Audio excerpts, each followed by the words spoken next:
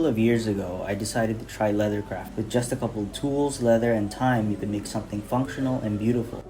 Yet, leathercraft requires a huge time investment on top of the money that you invest in tools. Even with all the videos, groups, and courses, you only really learn by cutting leather and making projects. Leather will be wasted, tools will be broken, and money carelessly spent. Most crafters quit once they realize how much they have spent and how little their craft has improved. This is what led me to quit. I felt that there was a big gap between where I wanted to be compared to where I was then. But even though I quit, I learned through the mistakes I made, seeing that my mistakes were the result of focusing too much on design and not on the foundational skills. It sounds obvious to some, but the biggest hurdle to new crafters is just learning the different ways to cut leather.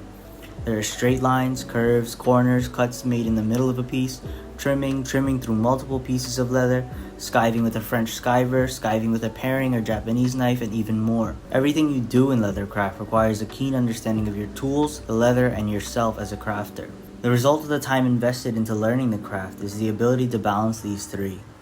In time, you also begin to see that it is less about the money and more about the love of constantly challenging yourself. But it is not for everyone. Know that getting into the craft means that you'll have to spend time and money and waste lots of precious leather just to be comfortable, only to realize that there's always more to learn and that the horizon only gets further and further.